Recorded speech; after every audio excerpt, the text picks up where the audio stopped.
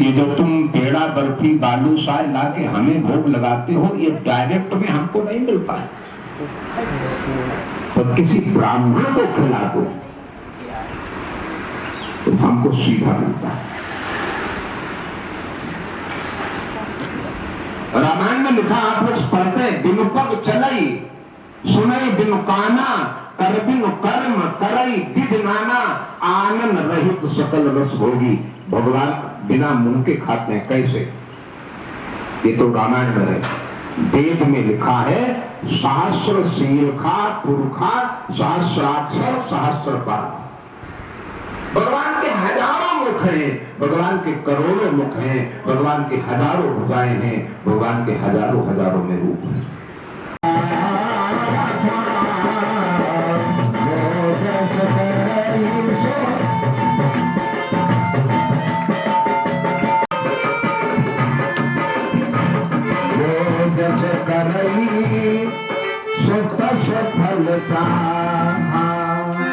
कर्म प्रधान है, सीधे सीधे समझ लीजिए। यहाँ तुम्हें न पड़ोसी दुखी कर सकता है, न तुम्हारा पति, न तुम्हारा भाई। हम लोग जब अपने धर्म से भ्रष्ट हो जाते हैं, किसी भी कारण से हो जाते हैं, तो उस समय पर जो जिनके हृदय में जरा सी भी दया है, धर्म है, तो उनको ये लगता है कि ये काम गलत, भैया हम नहीं करेंगे और ये पाप हमको भोगने पड़ेंगे। तो मैं तो नरक में भी हमें कहो जगह न मिले, हम इतनी पापनी है कि कहो नरक में हमारी क्या दशा होगी। उद्धार कैसे होगा आप कुछ बताइए, हम आपकी शरण में आ गई। कोई अगर उद्धार का साधन हो तो कुछ उपाय करो। तो पंडित जी ने कहा कि आप शिवपुराण की कथा सुन लो। जैसे भैया ने आज का पुराना कोई पुण्य उदय हो गया तो बैठ करके कथा, इनके बहाने से हम सब लोग भी कथा सुन रहे हैं, इतने इनके बहाने। आज के 15 या शायद 18 वर्ष पूर्व हमने शिवपुराण की कथा उस मंदिर पर की थी। तो यहाँ जितनी भी माता, इतनी तनमन धन से उन लोगों ने इस कथा को पूरा कराया था। शिवपुराण की कथा सुनोगे उसकी भी बड़ी महिमा है। 18 पुराण है, तुम जो पुराण सुनने लगोगे उसकी बड़ी महिमा है। भागवत में लिखा है, एतस्मात् परम किंचित मना शुद्धे न विद्यते जन्मांतरे भवे पुण्यम तदा भागवतम लभेत। माने मन को पवित्र करने के लिए ये बिगड़ा क्या है? आज जितने जिस कारण से हम परेशान हैं, हम दुखी हैं, ये क्या बिगड़ा है? मन बिगड़ा है, जीवन बिगड़ता है, भोग में बिगड़ जाता है। आज हम जो हमें अच्छा फल मिला, अगर हमने अच्छा कर्म किया होता तो हमें अच्छा फल मिलता। और जितने लोग यहाँ बैठे जिन्होंने अच्छा किया उनके जीवन में सब कुछ अच्छा अच्छा हो रहा। को अपने पति की याद आई कि मैंने जो पाप किए थे उससे ज्यादा पाप हमारे पति ने किए।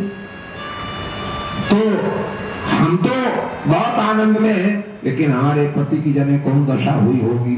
इतना पाप किया है तो उसको कहाँ गए होंगे, कौन से नरक में पड़े होंगे, क्या दशा होगी।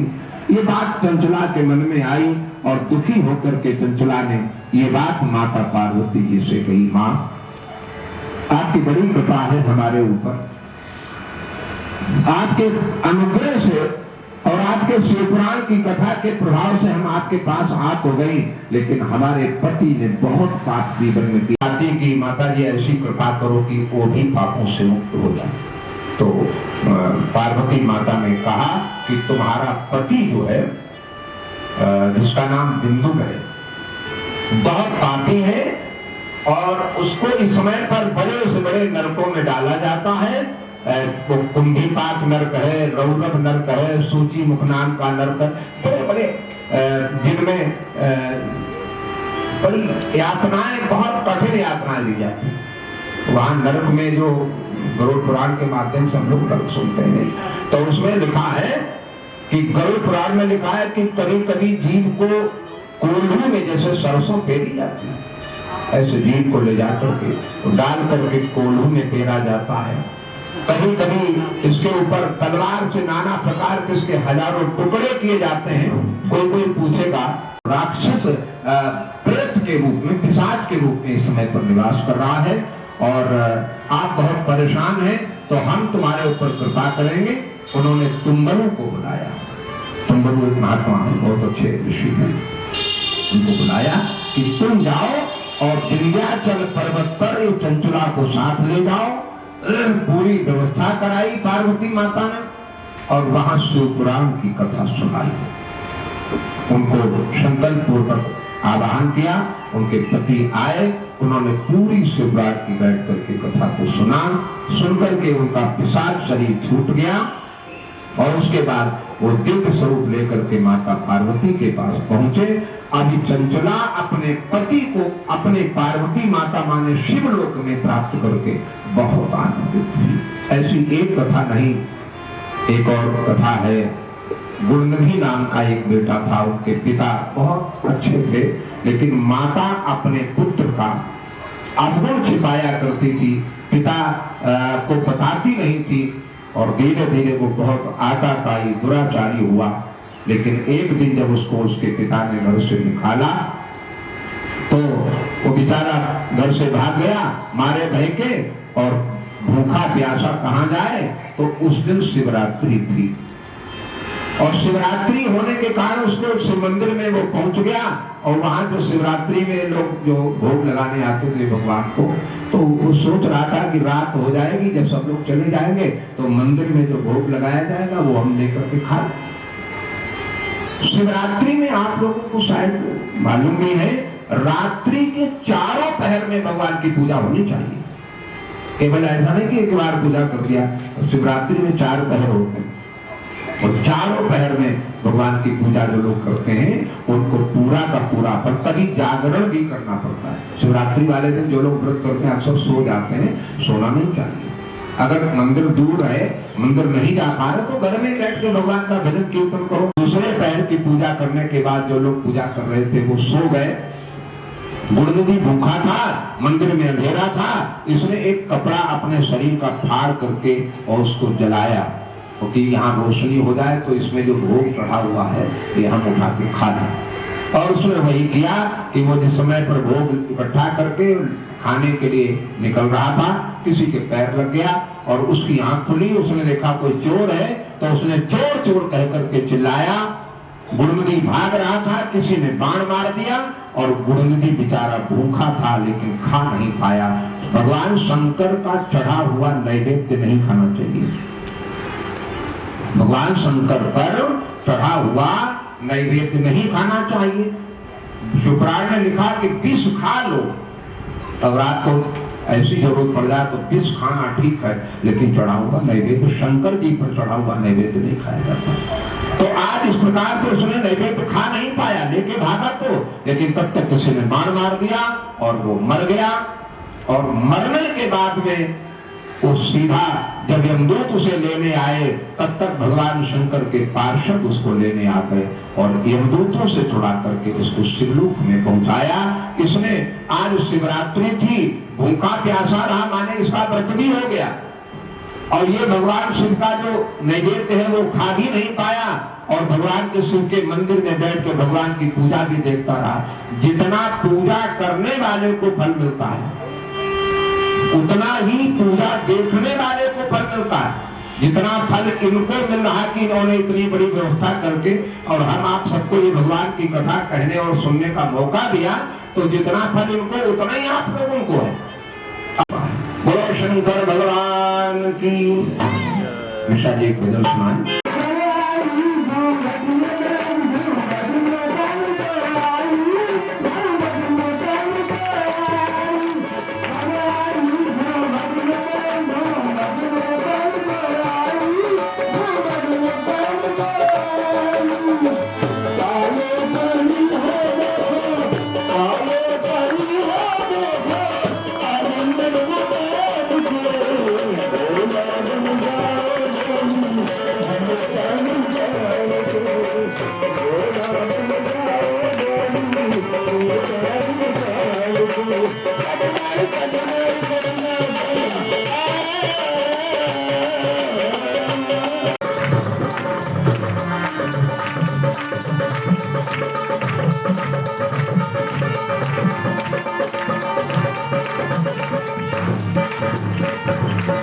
अगर हमारे पति की कोई निंदा करे, हमारे भगवान की कोई निंदा करे, हमारे गुरु की कोई निंदा करे और हम खड़े खड़े अगर वहां सुनते हैं तो 100 गाय मारने के बराबर की गौ हत्या लगेगी।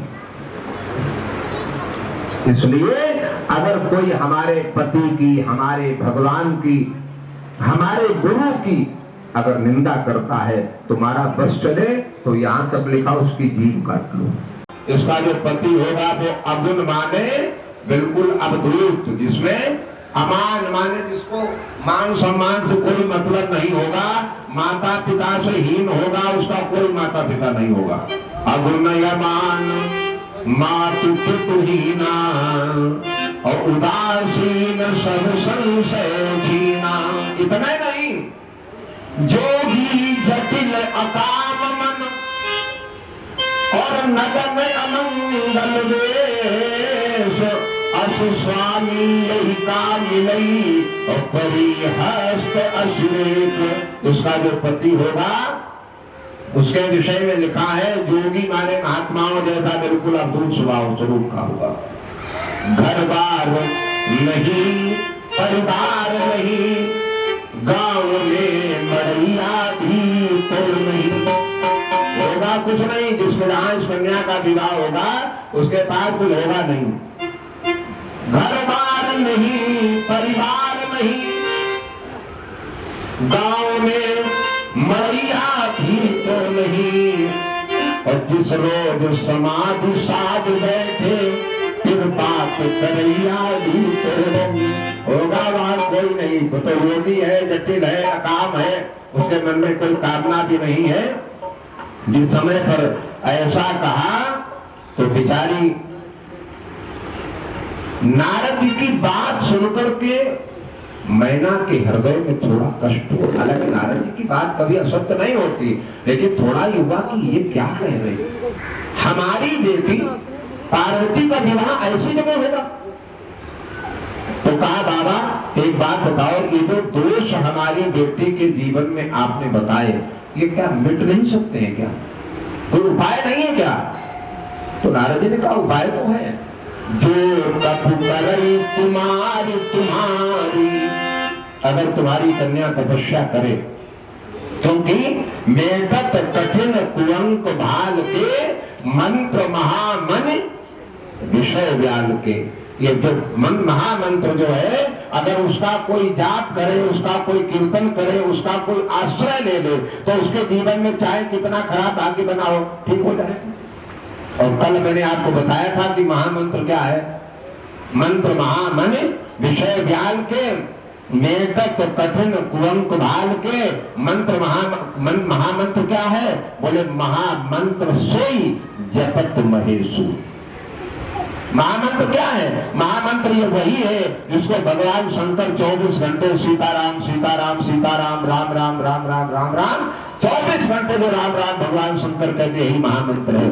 तो आज प्रसन्न कर ले, और भगवान शंकर के साथ में अगर विवाह हो जाता है तो जितने हमने दोष बताए हैं ये सब गुण में परिवर्तित हो जाएंगे, क्योंकि समर्थ तो नहीं दोष गुसाई और रवि पावक और सुरसर की नारी। आज माता पार्वती तपस्या करने के लिए जाती हैं, अपने माता पिता की आज्ञा लेकर के भोले बाबा को अपने हृदय में धारण करके तपस्या करने चली जाती हैं।